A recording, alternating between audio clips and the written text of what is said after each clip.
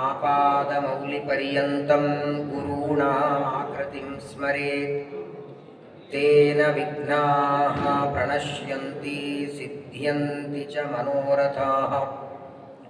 ಶ್ರೀ ಗುರುಭ್ಯೋ ನಮಃ. ಪವಿತ್ರವಾದ ದ್ವಾರಕಾಪಟ್ಟಣದಲ್ಲಿ ಶ್ರೀಕೃಷ್ಣ ಪರಮಾತ್ಮನ ಮುಖಕಮಲದಿಂದ ಅನೇಕ ವಿಚಾರಗಳನ್ನು, ಅನೇಕ ವಿಷಯಗಳನ್ನು ಪ್ರಶ್ನೆ ಮಾಡುವ ಮೂಲಕ ಉದ್ಧವ ಶ್ರವಣ ಮಾಡ್ತಾ ಇದ್ದಾನೆ. ಅಂತಹ ಏಕಾದಶ ಸ್ಕಂದದಲ್ಲಿ ಬರುವ ಉದ್ಧವ ಗೀತೆಯನ್ನು ಶ್ರವಣ ಮಾಡ್ತಾ ಇದ್ದೇವೆ. ಉದ್ಧವನಂತಹ ಭಕ್ತ ಭಗವಂತನಿಗೆ ಎಷ್ಟು ಬೇಕಾದವನು. ಅನೇಕ ಭಕ್ತರ ದೇವರಿದ್ದಾರೆ, ಎನ್ನಂಥ ಭಕ್ತರು ಅನಂತ ಭಕ್ತರ ದೇವರಿಗಿದ್ದಾರೆ. ಆದರೂ ಅದೆಷ್ಟು ಪ್ರೀತಿ ಉದ್ಧವನ ಮೇಲೆ. ಎಲ್ಲ ಯಾದವರಿಗೆ ಬ್ರಾಹ್ಮಣರ ಶಾಪವಾಗಿ ಎಲ್ಲರೂ ಪ್ರಭಾಸದಲ್ಲಿ ತಮ್ಮ ತಮ್ಮ ದೇಹವನ್ನು ಬಿಟ್ಟರೂ ಉದ್ಧವನನ್ನು ಮಾತ್ರ ಕೃಷ್ಣ ಕಳಿಸಿಕೊಳ್ಳಲಿಲ್ಲ. ನೀನು ದೇಹ ಬಿಡೋದು ಬೇಡ, ನಿನ್ನಿಂದ ಮುಂದೆ ಬರುವ ಭಕ್ತರಿಗೆ ಜ್ಞಾನದ ಉಪದೇಶವಾಗಲಿ, ತತ್ವಜ್ಞಾನವನ್ನು ನಿನಗೆ ನಾನು ಹೇಳ್ತೇನೆ, ನೀನು ಮುಂದೆ ಸಜ್ಜನರಿಗೆಲ್ಲ ಉಪದೇಶ ಮಾಡುವಂಥ ಉದ್ಧವನಿಗೆ ಅನೇಕ ವಿಚಾರಗಳನ್ನು ಉಪದೇಶ ಮಾಡ್ತಾನೆ.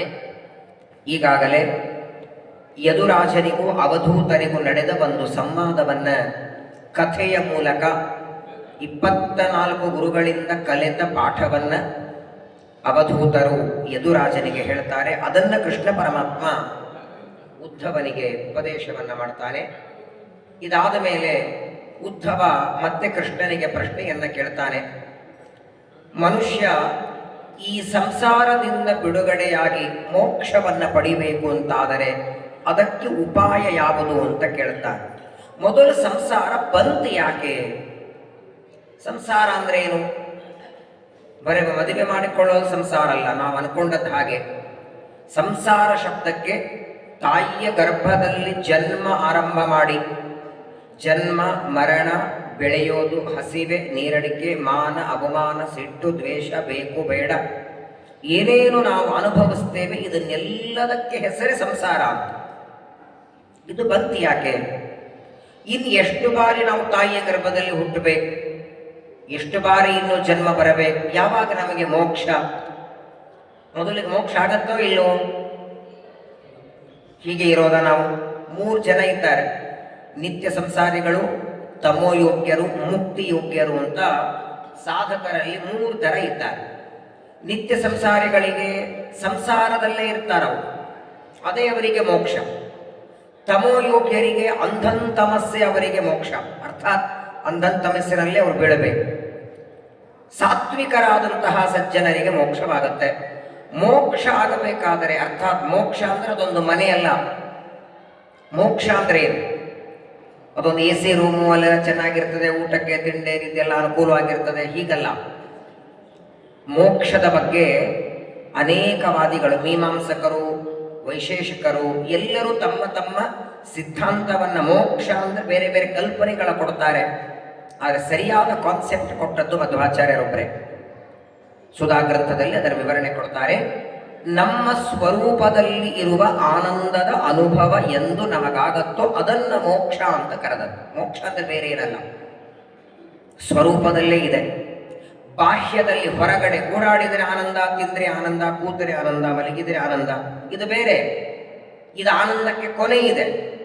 ಕಾಫಿ ಕುಡಿದ್ರೆ ಆನಂದ ಆಯಿತು, ಎಷ್ಟೊತ್ತಾಗತ್ತೆ, ಅದು ಗಂಟಲಲ್ಲಿ ಇಳಿಯುವವರೆಗೆ ಹೋಯ್ತು ಆನಂದ. ಅದು ಸಂಸಾರದಲ್ಲಿ ಅನುಭವಿಸುವ ಆನಂದ ಕ್ಷಣಿಕ, ನಶ್ವರ. ಶಾಶ್ವತವಾದ ಆನಂದ ಅದು ಮೋಕ್ಷದಲ್ಲಿ, ಅಂದರೆ ನಮ್ಮ ಸ್ವರೂಪದಲ್ಲಿರುವ ಆನಂದದ ಅನುಭವ. ಆ ಅನುಭವ ಇಲ್ಲಿ ಯಾಕೆ ಬರ್ತಿಲ್ಲ ಅಂದರೆ, ಆ ಸ್ವರೂಪದಲ್ಲಿರುವ ಆನಂದದ ಮೇಲೆ ಆವರಣಗಳಿವೆ. ಈಗ ಒಂದು ಪಳ ಪಳ ಪಳ ಹೊಳೆಯುವ ಒಂದು ಮುತ್ತು ರತ್ನ ಇದೆ ಅಂತ ಇಟ್ಕೊಳ್ಳಿ, ವಜ್ರ, ಒಂದು ಮಾಣಿಕ್ಯ ಇದೆ. ಅದರ ಮೇಲೆ ಒಂದು 8-10 ಚಾದರಗಳನ್ನು, ರಗ್ಗುಗಳನ್ನು ಮಡಿಚಿ ಅದರ ಮೇಲೆ ಮುಚ್ಚಿಬಿಟ್ರೆ ಅದರ ಪ್ರಕಾಶ ಹೊರಗೆ ಬರುವುದಿಲ್ಲ. ಹಾಗೆ ನಮ್ಮ ಸ್ವರೂಪದಲ್ಲಿ ಇರುವ ಆನಂದದ ಮೇಲೆ 7 ಆವರಣಗಳಿವೆ. ಆ ಆವರಣಗಳು ಇದ್ದದ್ದಕ್ಕೆ ಜೀವ ಸಂಸಾರದಲ್ಲಿ ಇದ್ದಾನೆ. ಇದನ್ನೇ ಸಪ್ತ ಆವರಣಗಳು ಅಂತ ಕರೆಯುವುದು. ಆ ಆವರಣಗಳನ್ನು ಒಂದೊಂದಾಗಿ ದೇವರು ಬಿಚ್ಚುತ್ತಾ ಬರಬೇಕು.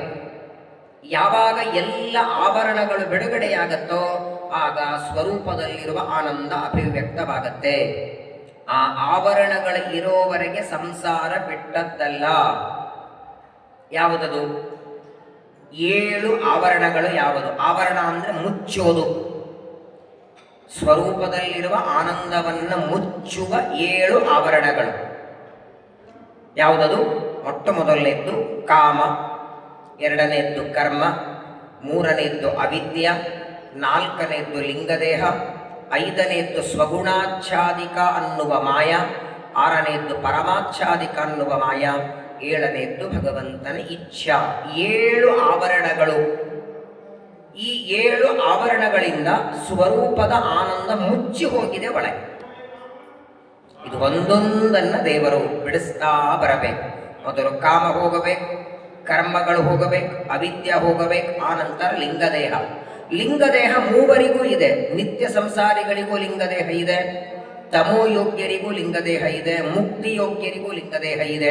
ಮುಕ್ತಿಯೋಗ್ಯರಾದ ಜೀವರಾಶಿಗಳ ಲಿಂಗದೇಹ ಅದು ವಿರಜಾ ನದಿಯ ಸ್ನಾನದಿಂದ ಹೋಗುತ್ತೆ. ವಿರಜ ರಜೋಗುಣ ಇಲ್ಲದೆ ಇರುವ ನದಿಯದು.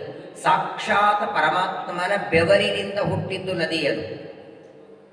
ಲಕ್ಷ್ಮೀದೇವಿಯ ಬೆವರಿನಿಂದ, ಪರಮಾತ್ಮನ ಬೆವರಿನಿಂದ ಹುಟ್ಟಿದ್ದು ಆ ನದಿ ಲಕ್ಷ್ಮ್ಯಾತ್ಮಕವಾದದ್ದು. ಬ್ರಹ್ಮದೇವರ 100 ವರ್ಷದ ನಂತರದಲ್ಲಿ ಬ್ರಹ್ಮಣಾಸಹ ವಿರಜಾ ನದಿ ಸ್ನಾನೇನ ತ್ಯಕ್ತಲಿಂಗಾನಾಂ, ಬ್ರಹ್ಮದೇವರ ಜೊತೆಗೆ ವಿರಜಾ ನದಿಯ ಸ್ನಾನದಿಂದ ಲಿಂಗದೇಹ ಕಳಚಿ ಬೀಳುತ್ತದೆ.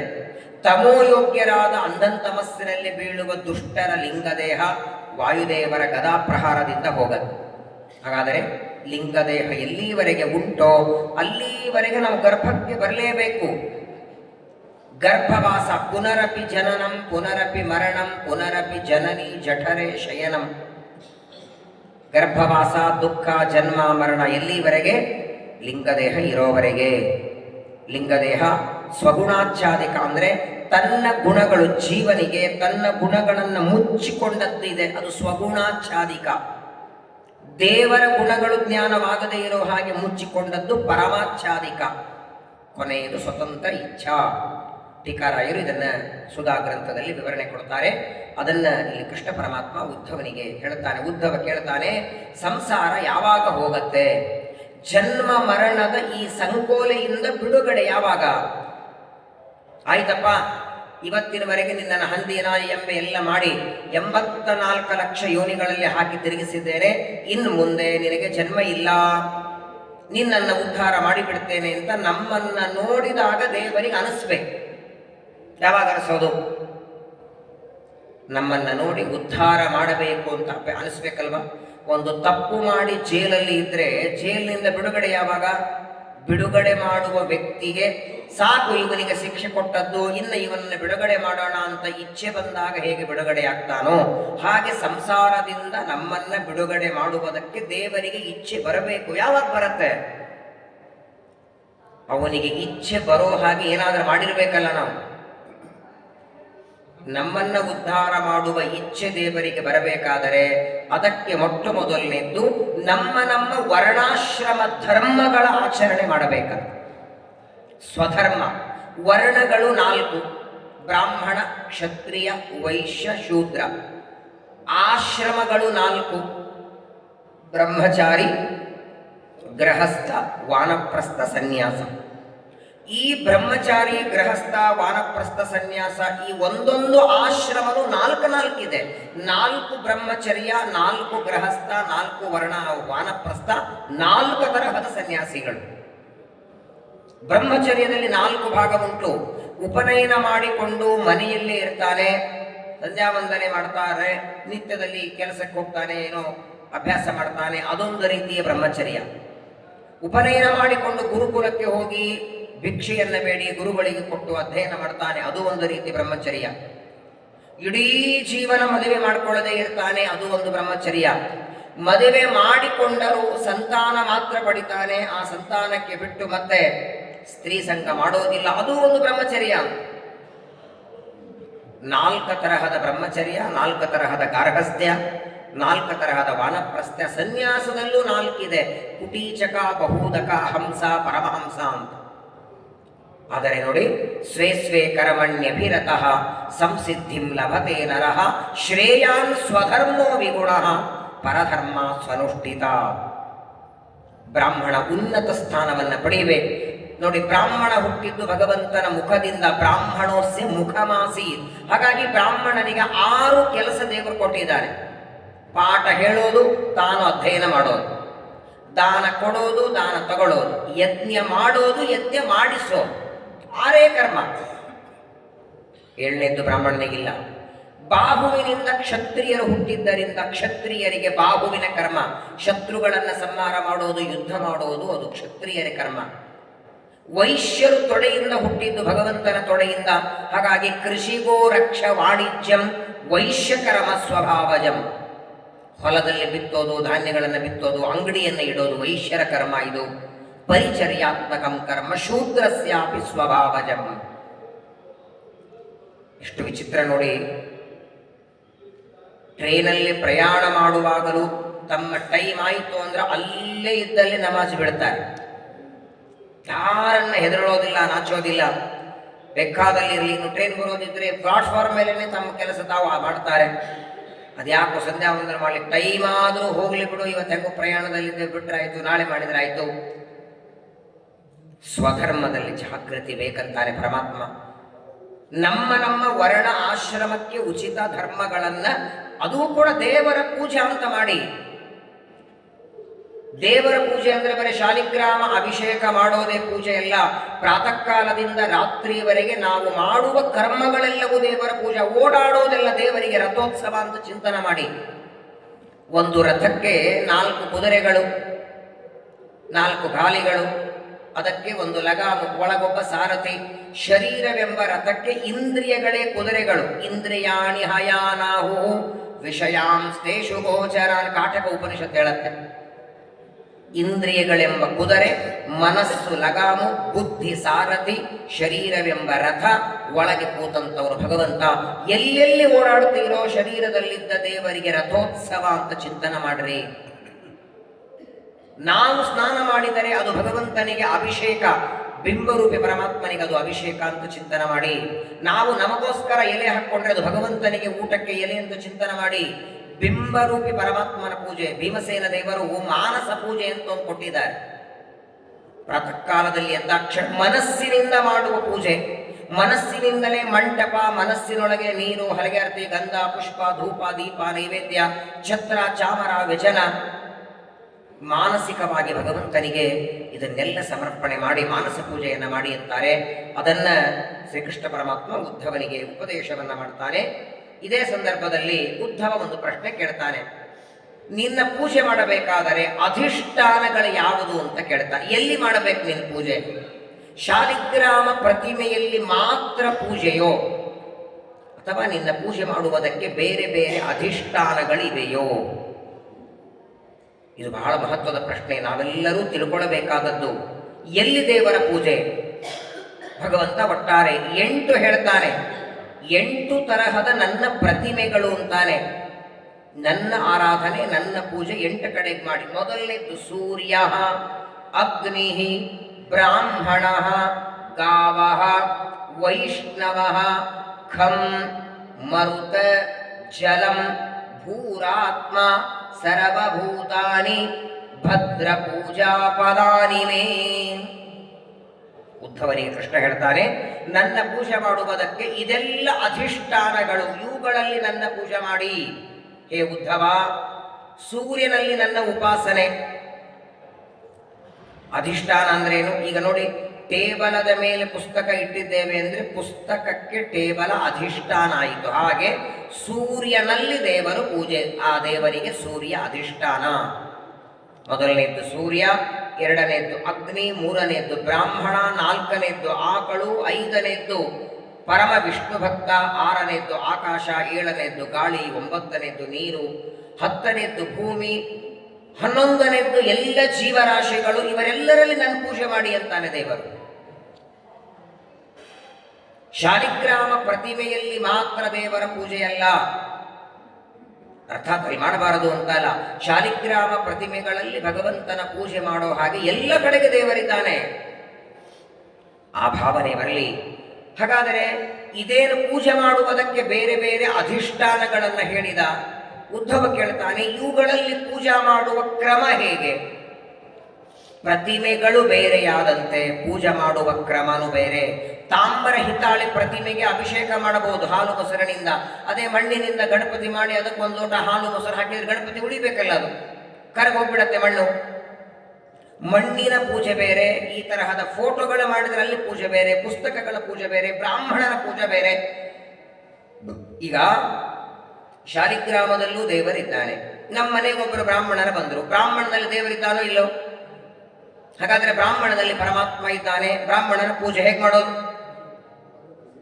ಅವ್ರ ತಟ್ಟೆ ಅವ್ರಿಗೆ ಕೂಡಿಸಿಬಿಟ್ಟು ಹಾಲು ಮೊಸರು ಪಂಚಾಮೃತ ತಂದು ಬ್ರಾಹ್ಮಣದಲ್ಲಿ ಅಂತರ್ಯಾಮಿ ದೇವರಿಗೆ ಓಂ ಆಪ್ಯ ಆಯಸ್ವ ಸಮೇದುತೆ ಅಂತ ಅವ್ರ ತಲೆ ಮೇಲೆ ಹಾಲು ಹಾಕಿ, ಮೊಸರು ಹಾಕಿ, ಜೇನುತುಪ್ಪ ಹಾಕಿ,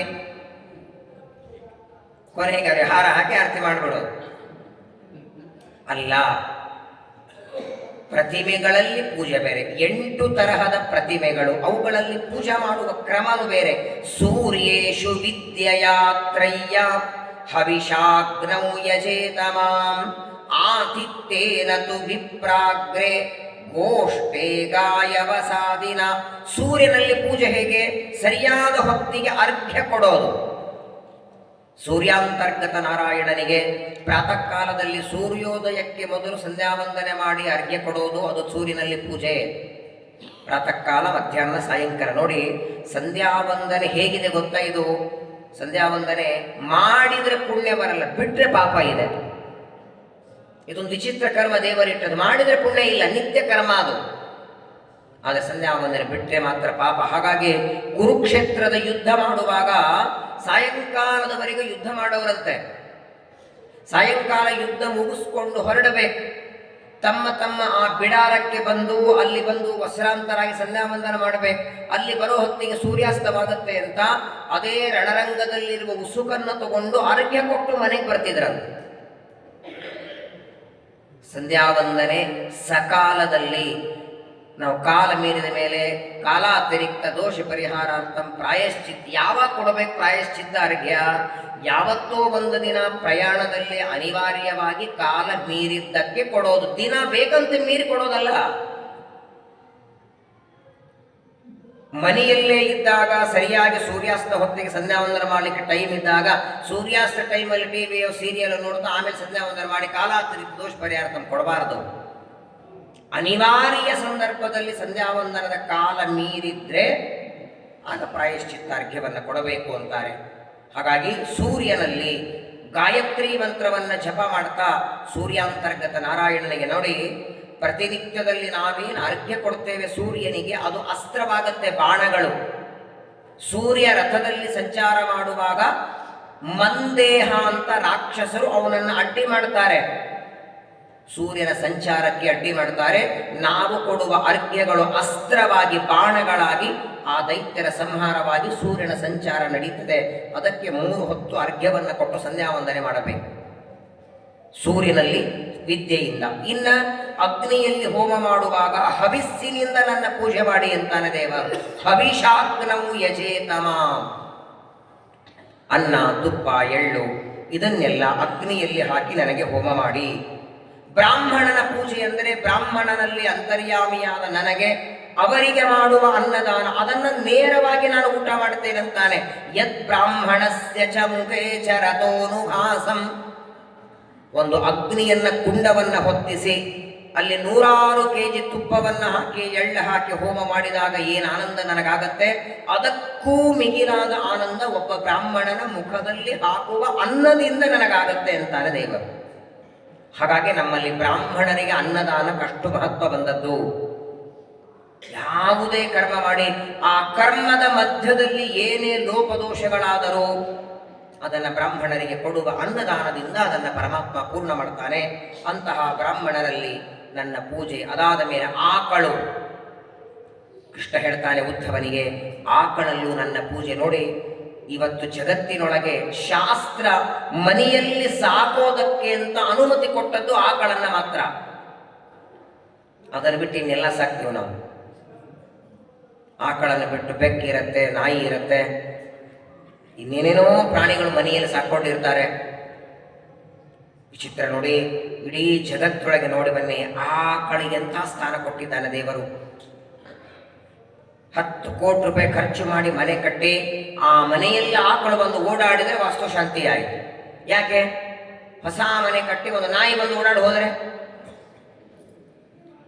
ನಾಯಿ ಬಂದು ಓಡಾಡಿ ಹೋದ್ರೆ ಅಯ್ಯೋ ಮೈಲಿಗೆ ಆಯ್ತು ಅಂತೀರಿ. ಯಾಕೆ? ನಾಯಿಯಲ್ಲಿ ದೇವರಿಲ್ವಾ?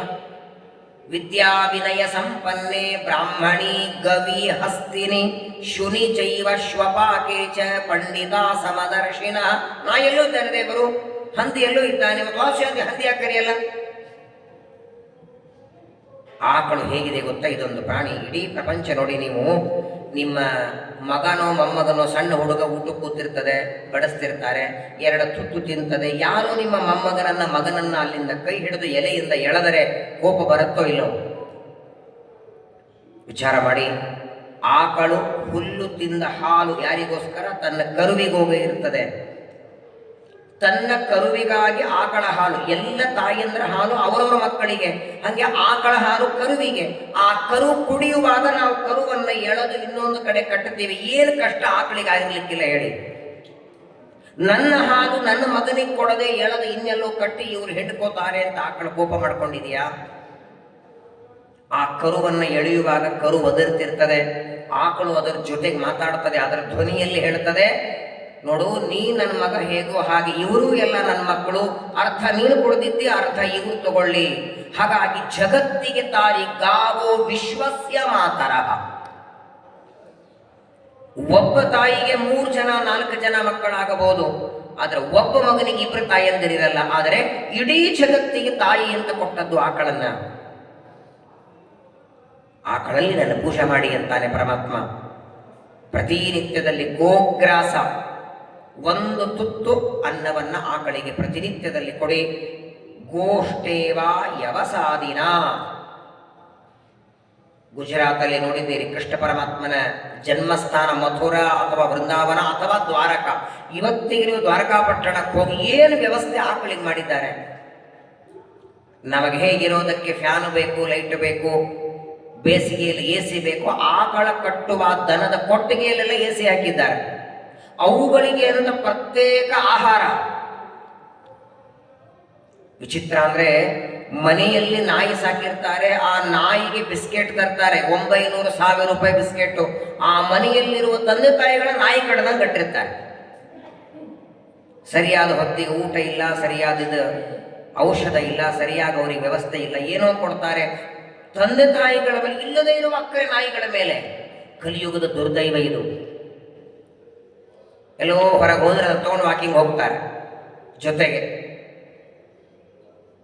ಬಹಳ ಭಯಾನಕ. ಹಾಗಾಗಿ ಆಕಳಲ್ಲಿ ನನ್ನ ಪೂಜೆಯನ್ನ ಮಾಡಿ ಅಂತ ಪರಮಾತ್ಮ ಹೇಳ್ತಾನೆ. ಅದಾದ ಮೇಲೆ ವೈಷ್ಣವೇ ಬಂಧು ಸತ್ಕೃತ್ಯ. ಮನೆಗೆ ಅಳೆಯ ಬಂದಾಗ ಅತ್ತೆ ಮಾವಂದರು ಅಳೆಯನನ್ನ ಏನು ಆದರ ಗೌರವ ಮಾಡ್ತಾರೋ ಹಾಗೆ ಒಬ್ಬ ವಿಷ್ಣು ಭಕ್ತ ನಮ್ಮ ಮನೆಗೆ ಬಂದ್ರೆ ಅಳಿಯನಿಗೆ ಮಾಡುವಷ್ಟು ಸತ್ಕಾರ ಅವನಿಗೆ ಮಾಡಬೇಕಂತ. ಕೇಳಿದ್ದೀರಿ ನೀವು ಮೊನ್ನೆ ಶ್ರೀಕೃಷ್ಣ ಪರಮಾತ್ಮನ ಮನೆಗೆ ಸುಧಾಮ ಬಂದಾಗ ಕೃಷ್ಣ ಮಾಡಿದ ಪೂಜೆ ಹೇಗಿತ್ತು ಅಂತ. ದೇವಾದಿದೇವ 14 ಲೋಕದ ಒಡೆಯ ತನ್ನ ಜೊತೆಗೆ ಗುರುಕುಲದಲ್ಲಿ ಪಾಠ ಓದಿದ ಒಬ್ಬ ಗೆಳೆಯ ಬಂದ್ರೆ ಎಷ್ಟು ಪ್ರೀತಿ ತೋರಿಸ್ತಾನೆ ಸುಧಾಮನ ಮೇಲೆ. ವೈಷ್ಣವೇ ಬಂಧು ಸತ್ಕೃತ್ಯ ರದಿಕೆ ಧ್ಯಾನ ನಿಷ್ಠಯ ವಾಯು ಮುಖ್ಯದಿಯ ತೋಜೆ ದ್ರವ್ಯೈಹಿ ಸ್ತೋಯಪ್ಸುರಸ್ತ್ರಶೈಹಿ. ಕೃಷ್ಣ ಹೇಳ್ತಾನೆ, ಎಲ್ಲ ದೇವತೆಗಳಲ್ಲಿ ನನ್ನ ಪೂಜೆ ಮಾಡಿ, ಪ್ರಧಾನವಾಗಿ ನನಗೆ ಪ್ರಧಾನ ಅಧಿಷ್ಠಾನರು ಅಂದ್ರೆ ವಾಯುದೇವರು ಅಂತಾನೆ ದೇವರು. ಎಲ್ಲ ದೇವತೆಗಳಲ್ಲಿ ನನ್ನ ಪೂಜೆ ಮಾಡಿ. ಆದರೆ ವಾಯುದೇವರಲ್ಲಿ ದೇವರು ಎಷ್ಟು ಪ್ರೀತಿ ಮಾಡ್ತಾನೆ. ವಿಷ್ಣುರಿಹಿದಾತ ಮೋಕ್ಷಶ್ಚ ವಾಯುಶ್ಚ ತದನುಜ್ಞೆಯ. ಎಲ್ಲ ದೇವತೆಗಳು ಜ್ಞಾನ ಬೇಕು ಕೊಡ್ತಾರೆ, ಶಕ್ತಿ ಬೇಕು ಕೊಡ್ತಾರೆ, ಆರೋಗ್ಯ ಬೇಕು ಕೊಡ್ತಾರೆ, ಸಂಪತ್ತು ಕೊಡ್ತಾರೆ. ಆದರೆ ಮೋಕ್ಷ ಕೊಡು ಅಂದ್ರೆ ಯಾವ ದೇವತೆಗಳು ನಮ್ಮ ಕೈಯಲ್ಲಿಲ್ಲ, ಅದು ದೇವರ ಕೈಯಲ್ಲಿ ಅಂತಾರೆ. ಆ ಮೋಕ್ಷ ಕೊಡುವ ಸಾಮರ್ಥ್ಯನು ದೇವರ ಆಜ್ಞೆಯಿಂದ ನಮ್ಮನ್ನು ಸಂಸಾರದಿಂದ ಬಿಡುಗಡೆ ಮಾಡುವ ಸಾಮರ್ಥ್ಯನೂ ವಾಯುದೇವರಲ್ಲಿ ಉಂಟು. ವಾಯುದೇವರಲ್ಲಿ, ಮುಖ್ಯ ಪ್ರಾಣದೇವರಲ್ಲಿ ನನ್ನ ಉಪಾಸನೆ ಮಾಡಿ. ಕಾರಣ ಅವರಿಗೆ ಅಸುರಾವೇಶ ಇಲ್ಲ, ಅಜ್ಞಾನ ಇಲ್ಲ, ಅನಾದಿ ಕಾಲ ಮಾತ್ರವಲ್ಲ ಪ್ರಳಯ ಕಾಲದಲ್ಲಿಯೂ ಭಗವಂತನ ಬಗ್ಗೆ ಜ್ಞಾನ ಮರ್ತೋಗೋದಿಲ್ಲ. ಪ್ರಳಯೇಪಿ ಪ್ರತಿಭಾತ ಪರಾವರಃ ಮುಖ್ಯವಾಯು. ವಾಯುದೇವರಲ್ಲಿ ನನ್ನ ಪೂಜೆಯನ್ನು ಮಾಡಿ. ಹೀಗೆ ಅಧಿಷ್ಠಾನಗಳನ್ನು ಪರಮಾತ್ಮ ಉದ್ಧವನಿಗೆ ತಿಳಿಸ್ತಾ, ಈ ಅಧಿಷ್ಠಾನಗಳಲ್ಲಿ ನನ್ನ ಪೂಜೆಯನ್ನು ಮಾಡಿ.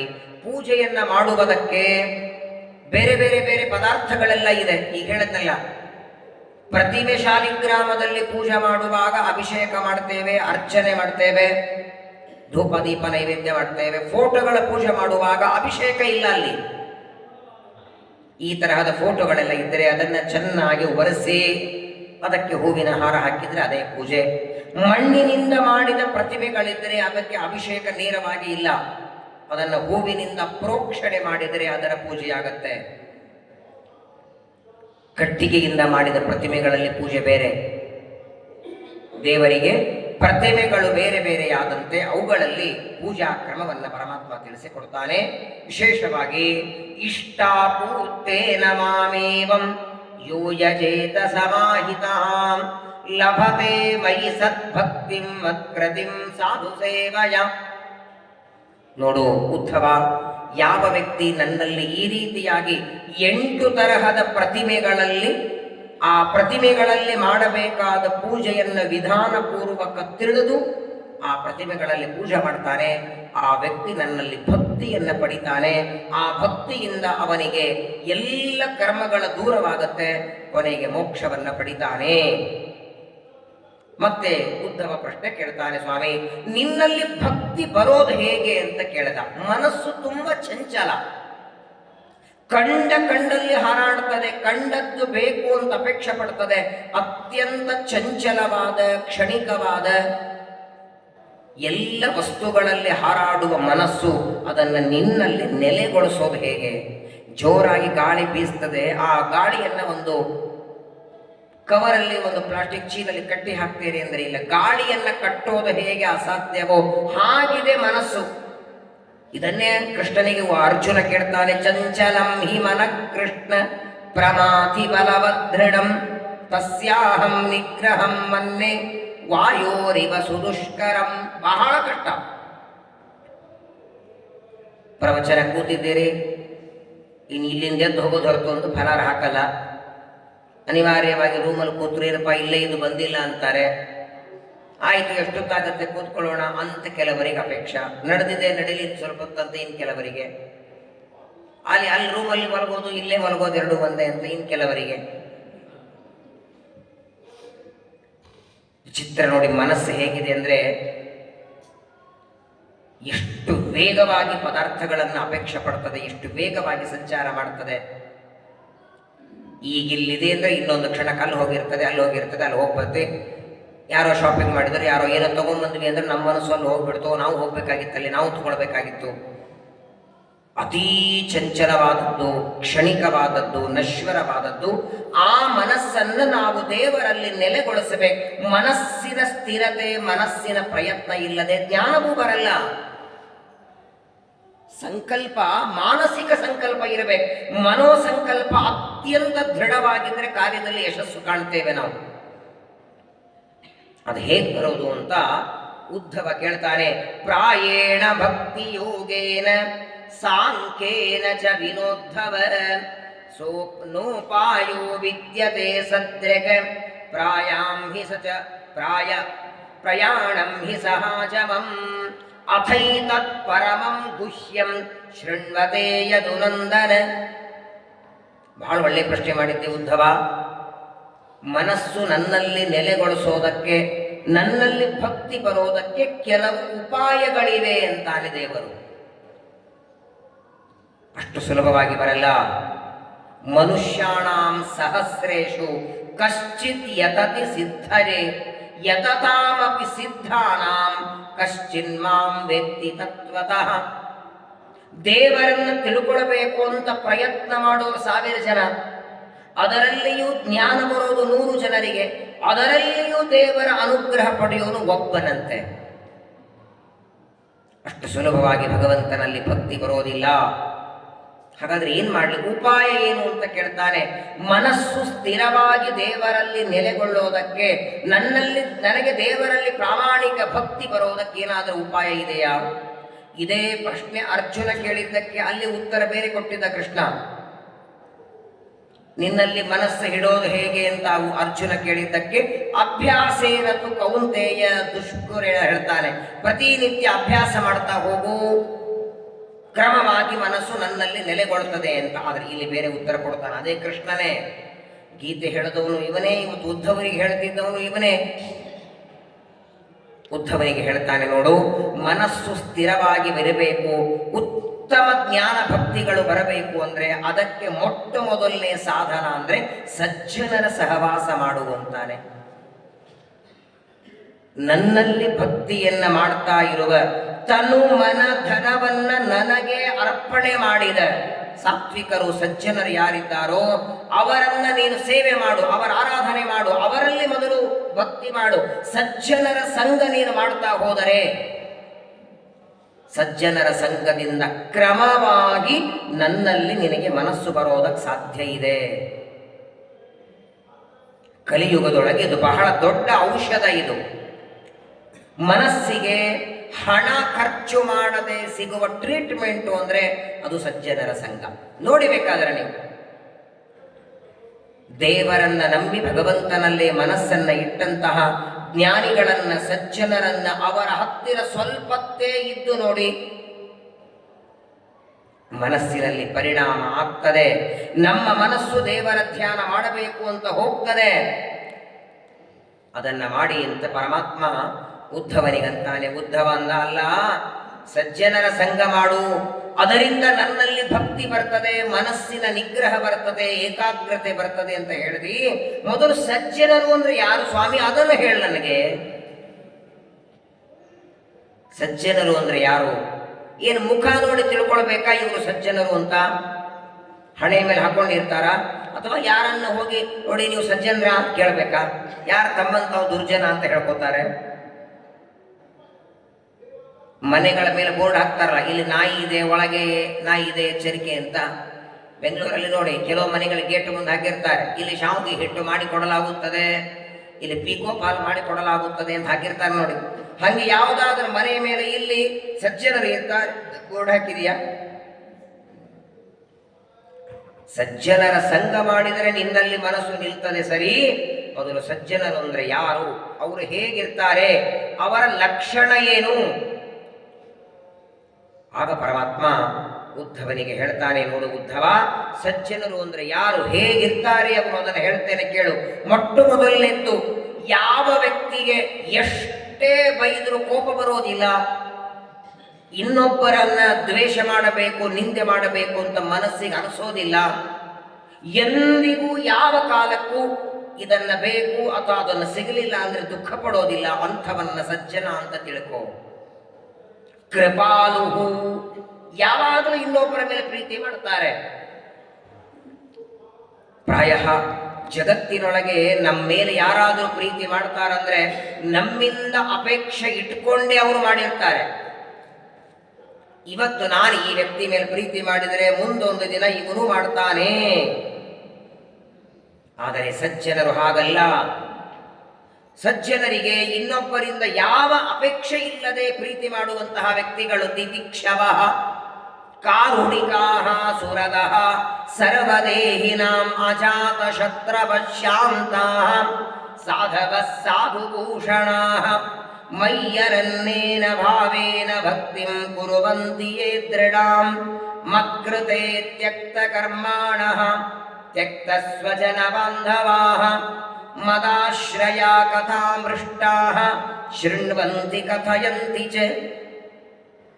ಏನ್ ಭಗವಂತ ನೋಡಿ ಹೇಳ್ತಾನೆ, ಯಾರು ಸಜ್ಜನರು, ಮುಖ ನೋಡಿ ಸಜ್ಜನ ಅನ್ಕೋಬೇಡ, ಅವರ ಉಡುವ ಬಟ್ಟೆ ನೋಡಿ ಸಜ್ಜನ ಅಂತ ಡಿಸೈಡ್ ಮಾಡಬೇಡ, ಅವರು ದಿನನಿತ್ಯ ಮಾಡುವ ಕರ್ಮಗಳ ನೋಡಿ ಹೇಳಲಿಕ್ಕಾಗಲ್ಲ.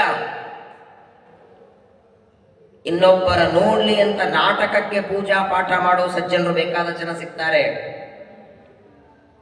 ಸುಖವಾಗಲಿ ದುಃಖವಾಗಲಿ ನನ್ನ ಪ್ರಾಚೀನ ಕರ್ಮಗಳ ನೋಡಿ ದೇವರು ಕೊಟ್ಟಿದ್ದಾನೆ ಅಂತ ಸುಖ ದುಃಖಗಳ ಬಂದಾಗಲು ಏಕಪ್ರಕಾರವಾಗಿ ಇರ್ತಾರಲ್ಲ ಅವರನ್ನು ಸಜ್ಜನ ಅಂತ ತಿಳ್ಕೋ. ಎಷ್ಟು ದೇವರು ಕೊಟ್ಟಿದ್ದಾನೆ ಅಷ್ಟರಲ್ಲಿ ಆನಂದ ಪಡ್ತಾರೆ, ಅವರನ್ನ ಸಜ್ಜನ ಅಂತ ತಿಳ್ಕೋ.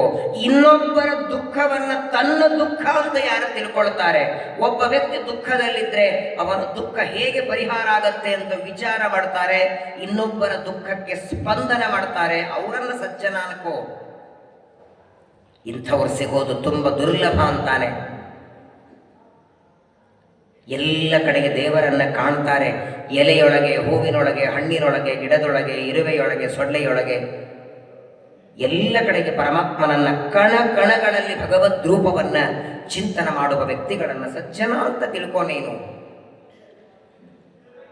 ಅವರಿಗೆ ಆನಂದ ಒಂದರಿಂದಲೇ ಆಗತ್ತೆ. ದಕ್ಷಿಣೆ ಕೊಡ್ತೇನೆ, ಬೆಳ್ಳಿ ಕೊಡ್ತೇನೆ, ಬಂಗಾರ ಕೊಡ್ತೇನೆ, ಬಟ್ಟೆ ಕೊಡ್ತೇನೆ ಅಂದ್ರೆ ಆನಂದ ಇಲ್ಲ. ಯಾವ ವ್ಯಕ್ತಿಗೆ ದೇವರ ಬಗ್ಗೆ ಎರಡು ಮಾತು ಹೇಳಿ ಅಂತ ಪ್ರಶ್ನೆ ಕೇಳಿದಾಗ ಆನಂದ ಆಗತ್ತಲ್ಲ, ಅವರನ್ನ ನೀನು ಸಜ್ಜನ ಅಂತ ತಿಳ್ಕೋ. ಇಡೀ ಪೃಥ್ವಿ ತುಂಬಿ ಬಂಗಾರದ ನಾಣ್ಯ ಕೊಟ್ಟರು ಅವರಿಗೆ ಆನಂದ ಆಗಲ್ಲ. ಅದಕ್ಕೂ ಮಿಗಿಲಾದ ಆನಂದ ಪಾಠದ ಬಗ್ಗೆ, ಪ್ರವಚನದ ಬಗ್ಗೆ, ದೇವರ ಬಗ್ಗೆ ಪ್ರಶ್ನೆ ಕೇಳಿದರೆ ಆನಂದ ಪಡ್ತಾರೆ.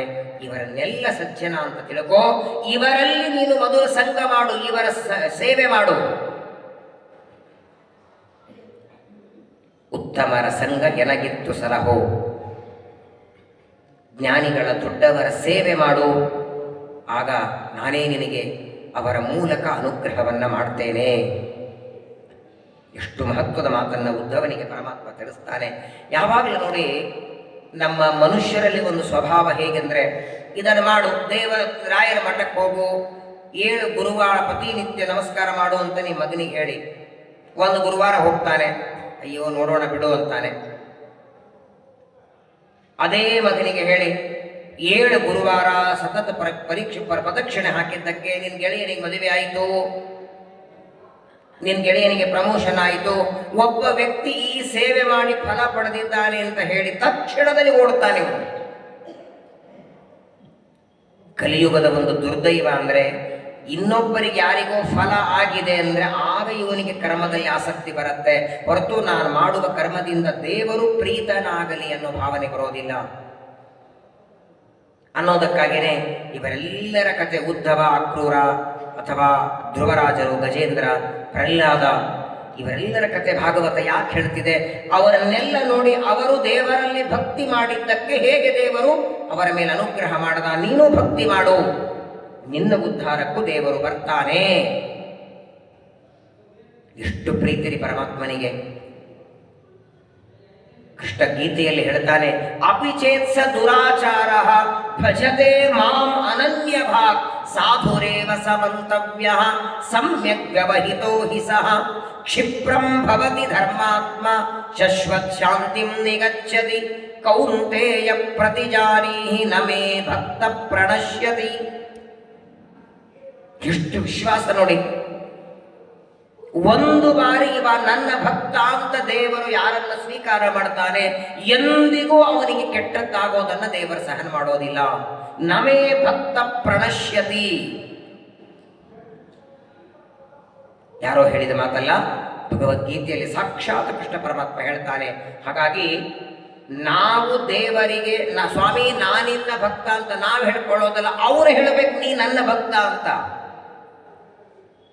ನಾವು ದೇವರ ಮುಂದೆ ನಿಂತ್ಕೊಂಡು ನಾನಿನ್ನ ಭಕ್ತ ಅಂತ 100 ಸಲ ಹೇಳ್ತೀವಿ, ಅವನು ಹೇಳಬೇಕು. ಅವನು ಹೇಳಬೇಕಾದ್ರೆ ನಮ್ಮಲ್ಲಿ ಏನಾದರೂ ನೋಡೇ ಹೇಳಬೇಕಲ್ಲ. ನಾವು ಮಾಡುವ ಜಪವೋ, ಪೂಜೆಯೋ, ಪಾರಾಯಣವೋ ನಮ್ಮ ಕರ್ಮಗಳಿಂದ ಯಾವುದಾದರಿಂದ ದೇವರಿಗೆ ಆನಂದ ಆಗಿರಬೇಕು. ಇಷ್ಟು ಚೆನ್ನಾಗಿ ಪೂಜೆ ಮಾಡ್ತಾನೆ, ಪ್ರವಚನಕ್ಕೆ ಹೋಗ್ತಾನೆ.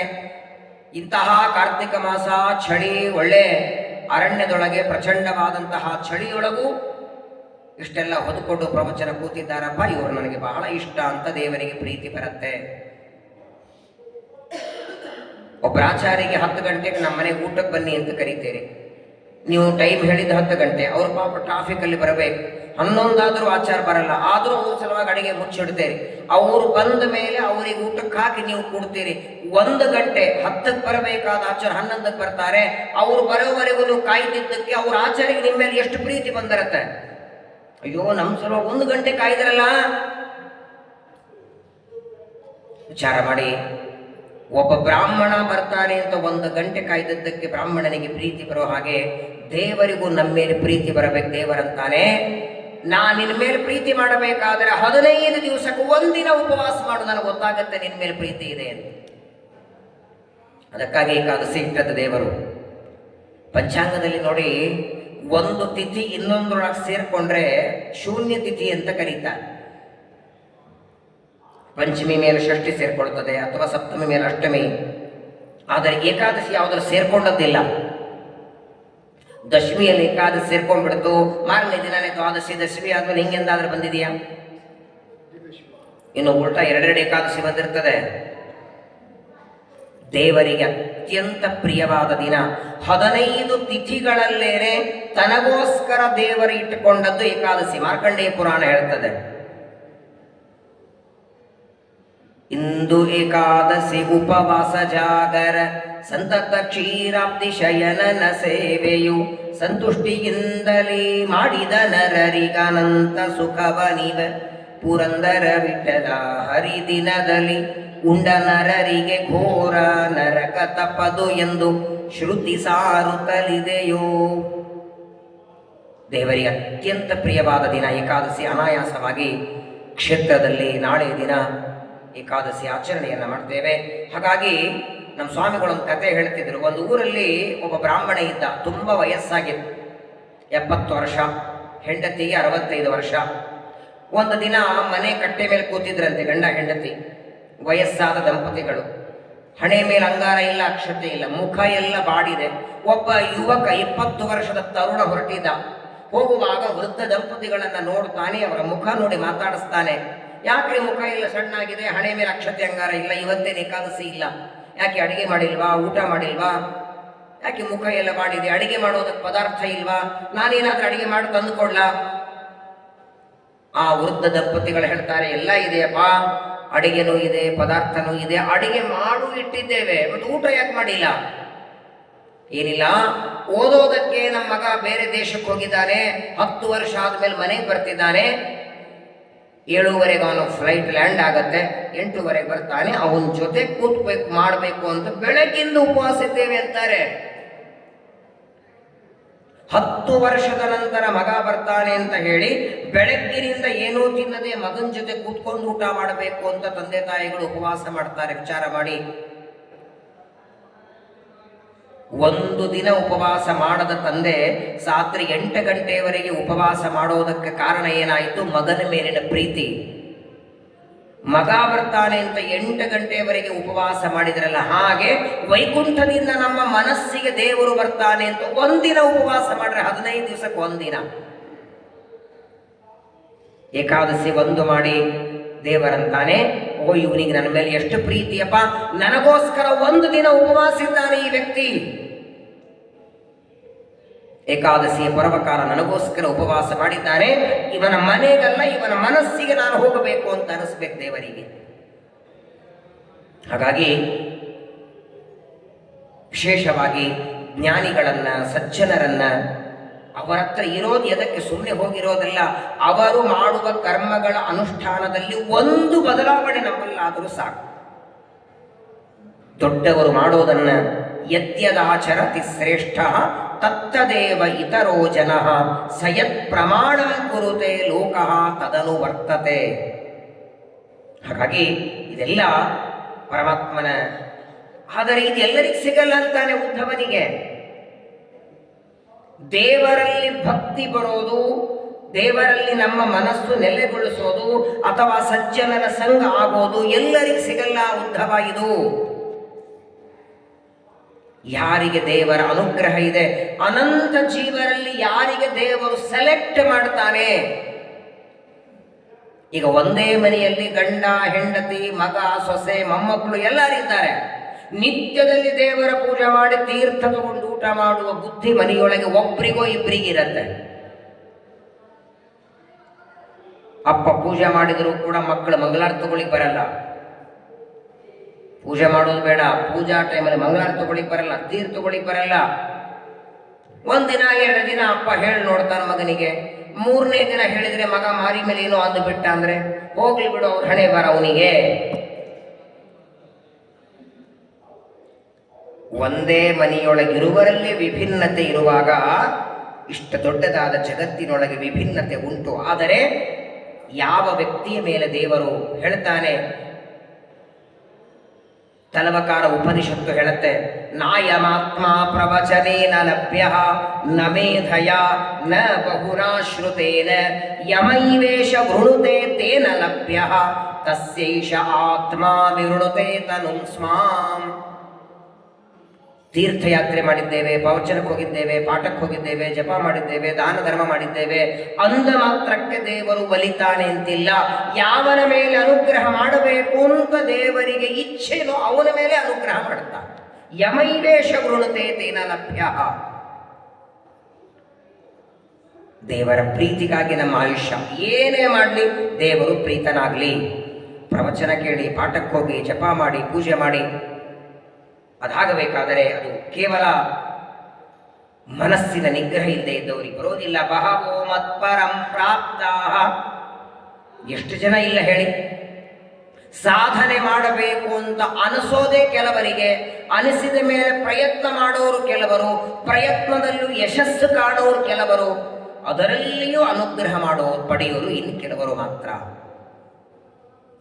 ಆದ್ದರಿಂದ ಭಗವದ್ಭಕ್ತರ ಯಂನ ಯೋಗೇನ ಸಾಂಖ್ಯೇನ ದಾನಂ ವ್ರತ ತಪೋಧ್ವರೈಃ ವ್ಯಾಖ್ಯಾಸ್ವಾಧ್ಯಾಯ ಸನ್ಯಾಸೈಃ ಪ್ರಾಪ್ನುಯಾತ್ ಯತ್ನವಾನಪಿ. ಕೆಲವರು ಪರಮಾತ್ಮನನ್ನ ಆರಾಧನೆ ಮಾಡಿ, ಜಪ ಮಾಡಿ, ಪೂಜೆ ಮಾಡಿ, ಪಾಠ ಮಾಡಿ, ಪ್ರವಚನ ಮಾಡಿ, ಒಂದೊಂದು ಉಪಾಯದಿಂದ ಭಗವಂತನನ್ನ ಆರಾಧನೆಯನ್ನ ಮಾಡ್ತಾರೆ. ಆದರೆ ಎಲ್ಲದರಲ್ಲಿ ಪ್ರಧಾನ ಇರಬೇಕು ಭಕ್ತಿ ಅಂತಾನೆ. ಹುಳಿ, ಸಾರು, ಪಲ್ಯ, ಚಟ್ನಿ, ಕೋಸಂಬರಿ ಏನು ಬೇಕಾದ್ರೂ ಸಹ ಅಡಿಗೆ ಮಾಡಿ, ಎಲ್ಲ ಅಡಿಗೆಯಲ್ಲಿ ಕಾಮನ್ ಅಂದ್ರೆ ಉಪ್ಪು ಇರಬೇಕಂತಾರಲ್ಲ, ಹಾಗೆ ನಾಮಸ್ಮರಣೆ, ಪೂಜೆ, ಪಾರಾಯಣ, ಜಪ, ಪ್ರದಕ್ಷಿಣೆ, ಅನ್ನದಾನ, ತೀರ್ಥಯಾತ್ರೆ, ಪಾಠ, ಪ್ರವಚನ, ಯಜ್ಞ, ದಾನ, ತಪಸ್ಸು, ವ್ರತ, ಉಪವಾಸ, ಚಾತುರ್ಮಾಸ, ವಿಷ್ಣು ಪಂಚಕ ಏನೇ ಮಾಡಿ ಎಲ್ಲ ಕರ್ಮಗಳಲ್ಲಿ ಕಾಮನ್ ಆಗಿ ಇರಬೇಕಾದದ್ದು ಭಕ್ತಿ. ಭಕ್ತಿ ಇಲ್ಲದೆ ನಾಮಸ್ಮರಣೆ ಮಾಡಿದರೂ ದೇವರು ಒಲಿಯೋದಿಲ್ಲ. ಅಚ್ಯುತ ಅನಂತ ಗೋವಿಂದ ಎಂಬ ನಾಮಸ್ಮರಣೆ ನಮ್ಮ ನಾಲಿಗೆಯಿಂದ ಬರಬೇಕಾದರೂ ಭಗವಂತನ ಅನುಗ್ರಹ, ಅಲ್ಲಿಯೂ ಭಕ್ತಿ ಸೇರಬೇಕಂತಾರೆ. ಅಜಾಮಿಲನ ಕಥೆ ಹೇಳುವಾಗ ಶ್ರೀಮದಾಚಾರ್ಯ ಭಾಗವತ ತಾತ್ಪರ್ಯದಲ್ಲಿ ಹೇಳ್ತಾರೆ, ಅಭಕ್ತ್ಯೋದಾರತಂ ನೈವ ಫಲದಾತೃ ಭವಿಷ್ಯತಿ. ಸುಮ್ಮನೆ ನಾನು ಕರ್ಮ ಮಾಡ್ತೇನೆ, ನಾನು ದಾನ ಕೊಟ್ಟಿದ್ದೇನೆ, ನಾನು ಜಪ ಮಾಡಿದ್ದೇನೆ ಅಂತ 4 ಜನರಿಗೆ ತೋರಿಸೋದಲ್ಲ. ಭಕ್ತಿ ಇದ್ರೆ ಮಾತ್ರ ಭಗವಂತನ ಅನುಗ್ರಹವಾಗತ್ತೆ. ಭಕ್ತಿ ಇಲ್ಲದ ಕರ್ಮ ಹೇಗಾಗತ್ತೆ ಗೊತ್ತಾ? ನಮ್ಮ ಉತ್ತರ ಕರ್ನಾಟಕ ಭಾಷೆಯಲ್ಲಿ ಹೇಳೋದಾದರೆ ಹೊಳೆಯಲ್ಲಿ ಹುಚ್ಚೆ ತೊಳೆಯೋದು ಅಂತಾರಲ್ಲ. 2 ಗಂಟೆ 3 ಗಂಟೆ ಕೂತ್ಕೊಂಡು ದೇವರ ಪೂಜೆ ಮಾಡ್ತಿದ್ದೀವಿ, ಎದುರುಗಡೆ ಮಂಟಪ ಇದೆ, ಬೆಳ್ಳಿ ಸಾಮಾನು ಪದಾರ್ಥ ಇದೆ, ಹಲಗೆರತೆ ಗಂಟೆ ಇದೆ, ಇದರ ದೇವರ ಪೆಟ್ಟಿಗೆ ಎದುರುಗಡೆ ಇದೆ, ನಾವು ದೇವರ ಮುಂದೆ ಕೂತಿದ್ದೀವಿ, ಮನಸ್ಸೆಲ್ಲಿದೆ?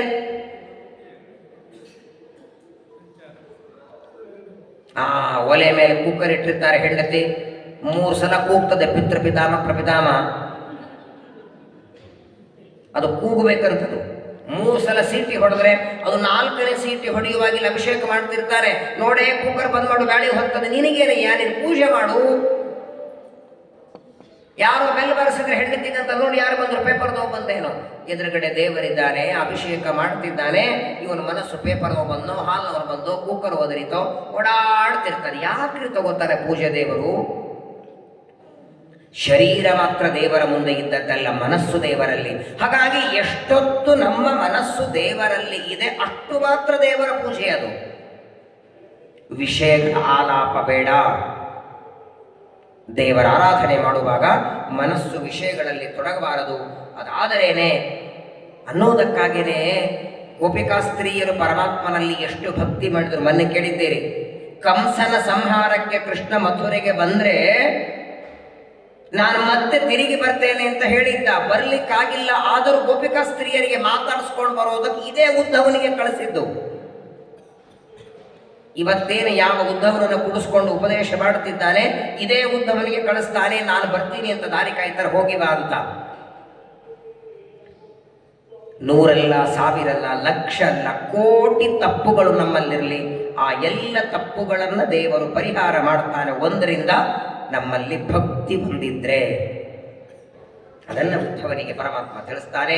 ಮತ್ತೆ ಉದ್ಧವ ಕೇಳ್ತಾನೆ, ಕೃಷ್ಣ ಇಷ್ಟು ಪ್ರಾಧಾನ್ಯತೆ ಭಕ್ತಿಗೆ ಕೊಟ್ಟಿದ್ದೆ, ಎಲ್ಲ ಕರ್ಮಗಳಲ್ಲಿ ಭಕ್ತಿ ಬೇಕು, ಭಕ್ತಿನೇ ಪ್ರಧಾನವಾದದ್ದು ಅಂತ. ಆ ಭಕ್ತಿ ನಿನ್ನಲ್ಲಿ ಬರೋದು ಹೇಗೆ ಸ್ವಾಮಿಯಿಂದ? ಏನಾದರೂ ಉಪಾಯ ಇದೆಯಾ? ನಿನ್ನಲ್ಲಿ ಭಕ್ತಿ ಬರೋದಕ್ಕೆ ಜಪ ಮಾಡಬೇಕು, ಪಾರಾಯಣ ಮಾಡಬೇಕು, ರಂಗವಲ್ಲಿ ಹಾಕಬೇಕು, ಮಂಗಳಾರತಿ ಮಾಡಬೇಕು, ಧೂಪ ದೀಪ ಏನು ಮಾಡಿದ್ರೆ ಭಕ್ತಿ ಬರುತ್ತೆ? ಏನು ತಲೆ ಕೆಳಗೆ ಹಾಕಿ ಮೇಲೆ ಕೂತ್ಕೊಂಡ್ರೆ ಬರುತ್ತಾ? ನದಿ ಸ್ನಾನ ಏನು ಮಾಡಬೇಕು? ಮಾಡುವ ಕರ್ಮಗಳಲ್ಲಿ ಭಕ್ತಿ ಇರಬೇಕು ಅಂತ ಹೇಳಿದೆ ಸರಿ, ಆ ಭಕ್ತಿ ಬರೋದಕ್ಕೆ ಉಪಾಯ ಏನಿದ್ರೆ ಹೇಳು ಅಂತ ಉದ್ಧವ ಕೇಳ್ತಾನೆ. ಬಹಳ ಮಹತ್ವದ ಪ್ರಶ್ನೆ ಇದು. ಮೊದಲು ಭಕ್ತಿ ಎಂದ್ರೇನು, ಅದರಲ್ಲಿ ಎಷ್ಟು ತರಹ ಇದೆ? ಶ್ರೀಮದಾಚಾರ್ಯ 4 ಭಾಗ ಹೇಳ್ತಾರೆ. ನಾವೆಲ್ಲ ಮಾಡೋದು ಸಾಮಾನ್ಯ ಭಕ್ತಿ, ಅದರ ಮೇಲ್ಭಾಗ ಪಕ್ವ ಭಕ್ತಿ, ಅದರ ಮೇಲ್ಭಾಗ ಪರಿಪಕ್ವ ಭಕ್ತಿ, ಕೊನೆ ಹಂತ ಅತಿ ಪರಿಪಕ್ವ ಭಕ್ತಿ. ಪ್ರಹ್ಲಾದರಾಜರು, ಗಜೇಂದ್ರ, ಉದ್ಧವ ಅವರೆಲ್ಲ ಮಾಡೋ ಅತಿ ಪರಿಪಕ್ವ ಭಕ್ತಿ ಕೊನೆ ಹಂತ. ಹೀಗೆ ತಾರತಮ್ಯದಿಂದ ದೇವರಲ್ಲಿ ಭಕ್ತಿ ಬರ್ತದೆ. ಭಕ್ತಿ ಅಂದರೆ ಏನು? ನಮ್ಮ ಪೂಜ್ಯ ಆಚಾರ್ಯರು, ಮಾಹುಲಿ ಆಚಾರ್ಯರು ಒಂದು CD ಮಾಡಿದ್ದಾರೆ, ಭಕ್ತಿ ಅಂತ ಹೆಸರಿಟ್ಟಿದ್ದಾರೆ. CD ಹೆಸರೇ ಭಕ್ತಿ. ಒಂದ್ಸಲ ಹಾಕೊಂಡು ಕೇಳಿ, ನಿಮ್ಮ ಹತ್ರ ಇದ್ರೆ, ಅಥವಾ ಮುಂಬೈಯಲ್ಲಿ ಸಿಗತ್ತೆ. 2 ಅಕ್ಷರ ಇರೋದು ಭಕ್ತಿ. ಆದ್ರೆ ಆ ಕಾನ್ಸೆಪ್ಟ್ ಬರೋದಕ್ಕೆ ನಮ್ಗೆ 100 ವರ್ಷ ಹೋಗಿರ್ತದೆ. ಪ್ರಾಮಾಣಿಕವಾಗಿ ಭಗವಂತ ಅನುಗ್ರಹ ಮಾಡ್ತಾನೆ. ಆ ಭಕ್ತಿಯ ಬಗ್ಗೆ ಕೆಲವು ಮಾತುಗಳನ್ನು ನಾಳೆ ದಿವಸ ಮತ್ತೆ ತಿಳಿಯೋಣ. 8 ಕಾಲ ಆಗಿದೆ. ವಿಶೇಷವಾಗಿ ಈ ಜ್ಞಾನಸತ್ರದ ಸಂದರ್ಭದಲ್ಲಿ ನಿನ್ನೆ ಮಾಡಬೇಕಾಗಿತ್ತು, ನಿನ್ನೆ ಅವಸರದಲ್ಲಿ ಆಗಿಲ್ಲ. ಇವತ್ತಿನಿಂದ ಪ್ರವಚನ ಮುಗಿದ ಮೇಲೆ ಕಲಿಯುಗದೊಳಗೆ ಅತ್ಯಂತ ದುರ್ಲಭವಾದದ್ದೇ ಭಗವಂತನ ನಾಮಸ್ಮರಣೆ. ಕಲಿಯುಗದೊಳು ಹರಿನಾಮವು ನೆನೆದರೆ ಕುಲಕೋಟಿಗಳು ಉದ್ಧರಿಸುವವು. ಬೆಟ್ಟದಷ್ಟು ಪಾಪಗಳ ಸುಡೋದಕ್ಕೆ ಒಂದು ಕಿಡಿ ಬಿದ್ದರೆ ಸಾಕು. ಬೆಟ್ಟದಷ್ಟು ಹತ್ತಿ ಸುಡೋದಕ್ಕೆ ಬೆಟ್ಟದಷ್ಟು ಕೆಂಡ ಬೇಕಾಗಿಲ್ಲ. ಹಾಗೆ ನಾಮಸ್ಮರಣೆಯಿಂದ ನಮ್ಮ ಪಾಪಗಳೆಲ್ಲ ದೂರ ಮಾಡ್ತಾನೆ. ಪ್ರತಿನಿತ್ಯ ಸಾಯಂಕಾಲ ಪ್ರವಚನ ಮುಗಿದ ಮೇಲೆ ದೇವರ ನಾಮಸ್ಮರಣೆಯನ್ನು ನಾವೆಲ್ಲರೂ ಸೇರಿ ಮಾಡಿ ಈ ಜ್ಞಾನಸೂತ್ರವನ್ನು ಸಾರ್ಥಕ ಮಾಡಿಕೊಳ್ಳೋಣ. ಹರೇ ರಾಮ ರಾಮ ರಾಮ ಹರೇ ಹರೇ, ಹರೇ ಕೃಷ್ಣ ಕೃಷ್ಣ ಕೃಷ್ಣ ಹರೇ ಹರೇ, ಹರೇ ರಾಮ ರಾಮ ರಾಮ ಹರೇ ಹರೇ, ಹರೇ ಕೃಷ್ಣ ಕೃಷ್ಣ ಹರೇ ಹರೇ, ಹರೇ ರಾಮ ರಾಮ ರಾಮ ಹರೇ ಹರೇ, ಹರೇ ಕೃಷ್ಣ ಕೃಷ್ಣ ಹರೇ ಹರೇ, ಹರೇ ರಾಮ ರಾಮ ರಾಮ ಹರೇ ಹರೇ, ಹರೇ ಕೃಷ್ಣ ಕೃಷ್ಣ ಹರೇ ಹರೇ, ಹರೇ ರಾಮ ರಾಮ ರಾಮ ಹರೇ ಹರೇ, ಹರೇ ಕೃಷ್ಣ ಕೃಷ್ಣ ಹರೇ ಹರೇ, ಹರೇ ರಾಮ ರಾಮ ರಾಮ ಹರೇ ಹರೇ, ಹರೇ ಕೃಷ್ಣ ಕೃಷ್ಣ ಹರೇ ಹರೇ, ಹರೇ ರಾಮ ರಾಮ ರಾಮ ಹರೇ ಹರೇ, ಹರೇ ಕೃಷ್ಣ ಕೃಷ್ಣ ಹರೇ ಹರೇ, ಹರೇ ರಾಮ ರಾಮ ರಾಮ ಹರೇ ಹರೇ, ಹರೇ ಕೃಷ್ಣ ಕೃಷ್ಣ ಹರೇ ಹರೇ, ಹರೇ ರಾಮ ರಾಮ ರಾಮ ಹರೇ ಹರೇ,